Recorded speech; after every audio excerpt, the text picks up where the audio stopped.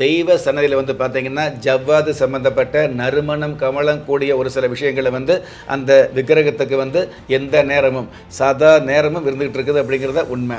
அது வந்து மல்லிகைப்பூ சம்பந்தப்பட்ட புஷ்பமாக இருந்துகிட்டு இருக்கலாம், அல்லது வந்து வாசனை திரவியங்களாக இருந்துகிட்டு இருக்கலாம், மூலிகை பொருட்களாக இருந்துகிட்டு இருக்கலாம், காலை நேரத்தில் பண்ணக்கூடிய அபிஷேகம் சம்பந்தப்பட்ட விஷயங்களாக இருந்துகிட்டு இருக்கலாம்.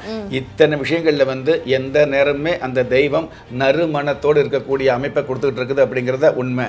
பல 100 பேர் கூடி பிரார்த்தனை பண்ணக்கூடிய அந்த இடத்துல வந்து ஏதாவது தேவையில்லாத நோய் எதிர்ப்பு சம்பந்தப்பட்ட விஷயங்களை வந்து முறியடிக்கக்கூடிய, அதாவது மனுஷாளுக்கு நோய் எதிர்ப்பு வரணும் இல்லையா, ஒருவருடைய நோய் சம்பந்தப்பட்ட விஷயங்கள் உங்களை எளிதாக தாக்காமல் இருக்கிறதுக்காக இந்த மாதிரியான, அதாவது கற்பூர சம்பந்தப்பட்ட, ஊதுபத்தி சம்பந்தப்பட்ட, சாம்பிராணி சம்பந்தப்பட்ட, புஷ்ப சம்பந்தப்பட்ட, நல்லெண்ணெய் குளிகள் சம்பந்தப்பட்ட, எண்ணெய் காப்பு சம்பந்தப்பட்ட இந்த மாதிரி பல்வேறு விஷயங்களை அபிஷேக ஆராதனைகளாக, அதாவது சன்னதிகளில் தெய்வ சன்னதிகளில் கடைபிடிக்குது அப்படிங்கிறது உண்மை.